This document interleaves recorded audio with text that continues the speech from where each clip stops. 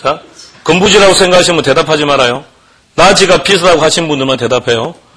건부지는 토지 이름입니까? 토지와 건물 합친 이름입니까? 그러니까 잠깐만요. 건부지가 비싸다고 하신 분은 대답하지 말고요. 나지가 비싸다고 하신 분만 대답하는 거예요. 건부지의 이름은 토지의 이름입니까? 토지와 건물을 합친 이름입니까? 예? 예, 토지의 이름이에요. 토지와 건물을 합쳤다면 당연히 얘가 더 비싸야죠. 그러니까 나지를 평가한다는 것도 뭘 평가하는 겁니까? 토지를 평가하는 거고, 건부지를 평가하는 것도 토지를 평가하는 겁니다. 둘 다 토지를 평가하는데 왜 나지가 비쌉니까? 얘는 용도가 어떤 것이든 들어올 수 있죠. 주거든 상업이든 공업이든. 얘는 곤란하겠죠. 그런가 아니면 또 필요에 따라 철거해야 되고 리모델링 해야 되는 비용이 많이 들어가요. 그래서 답은 용도의 다양성이라고 말합니다. 15년 전이라면 알아야죠. 지금은 안 나옵니다.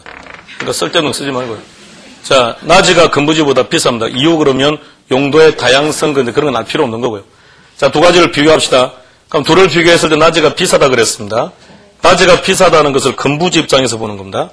건부지 입장에서 지상 건축물이 있음으로 인해서 부지의 가치가 감소했습니다. 이걸 건부감가 이렇게 말해요. 그러면 이걸 다시 한번 생각해 보시기 바랍니다. 지상에 건물만 있으면 토지 가치가 다 떨어진다면 이거는 좀 웃기지 않습니까? 왜 건물이 있으면 가치가 떨어질까요? 서로 어울리지 못해서 그래요. 어울리지 못하는 상태. 근데 그럼 서로가 어울릴 수도 있는 거죠. 어울리는 용도일 때는 어느 게 비쌀까요? 그럴 때는 같아야죠. 그럴 때는 같습니다. 다시 토지와 건물이 어울리지 못한다. 예를 들어서 토지가 있는 지역은 농업지역인데 지상 건물이 상가다. 어울리지 못하죠. 그럼 가치가 떨어지는 겁니다. 상업지역의 상가입니다. 너무 오래됐습니다. 40년 됐습니다. 고도로 낡았습니다. 서로 어울리지 못해요. 그럼 가치는 떨어지는 겁니다. 자, 그런데 서로 어울리는 상태라면 둘은 똑같아야 될 것이고 아주 예외적으로 건부지가 더 비쌀 수도 있습니다. 그럼 이것은 뭐라고 표현하면 될까요? 지상에 건축물이 있음으로써 부지의 가치가 오히려 증가한다. 건부 증가라 그럽니다. 어떤 경우냐? 그린벨트에 묶였습니다. 그린벨트 내에 있는 토지는 신축할 수 있다 없다. 재축할 수 있다 없다. 이축할 수 있다 없다. 다시. 자, 후배들이 처음 오셨는데 좀 모범을 보이보시죠. 그린벨트 내에 있는 토지입니다. 신축 안 됩니다. 이축 가능합니다. 개축 가능합니다. 재축 다 가능합니다. 신축만 안 돼. 신축만. 그린벨트는 신축을 못한 나머지 다 가능하다고요. 그럼 얘는 전혀 건물을 지을 수가 없는 상태입니다. 얘는 건물을 이용할 수도 있죠. 필요하다면 정축할 수도 있습니다. 개축도 가능하고 다 가능합니다. 그럼 어느 게 비싸겠습니까? 얘가 비싸죠. 지상 건축물이 있음으로써 오히려 부지의 가치가 증가합니다. 어떤 경우에? 그린벨트 일대만 그럴 수는 없는 거니까. 그러면 이 지역이 수몰지구로 결정되었습니다.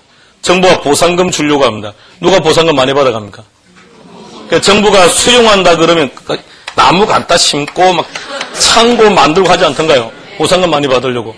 그러니까 어떤 경우, 이런 경우 한마디로 통칭하면 공법상 제약이 심할 때요. 이럴 때만 건부증가입니다. 이것만 기억하시면 돼요. 자, 그 밑에다가 완성시키세요. 건부감가는 용어 정리는 할 줄 아셔야 되고요. 건부감가도 체크해놓고 그 다음에 건부증가. 건부증가는 종류를 기억하시면 안 됩니다. 많기 때문에 공법상 규제가 심할 때 나타납니다. 수폭에 지금 그려져 있는 집이 너무 유아틱하죠. 원래는 제가 정상적인 그림을 그려뒀는데 제가 그 작업하는 동안 아들 녀석이 와서 그걸로 바꿨습니다. 지가 좋아하는 걸로. 그리고 그걸로 쓰라고 해서 그냥 말 못하고 그냥 쓰고 있습니다. 그림이 좀 유아틱하더라도 보시기 바랍니다.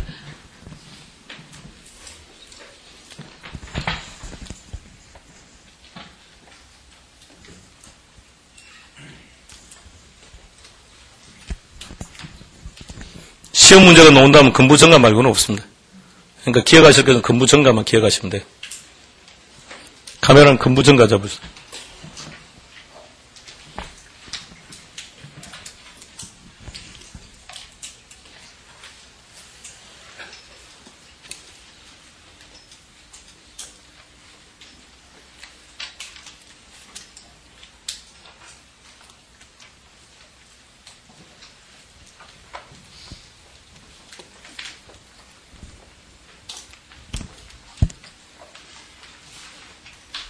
다음 단계로 갑시다. 교과서요. 13번에 뭐라고 되어 있습니까? 14번 공지. 수보기 5번하고 그림하고 연결시켜서요. 그게 공지입니다. 비정상적인 토지입니까? 정상적인 토지입니까? 정상적인 토지죠. 왜 나타나죠?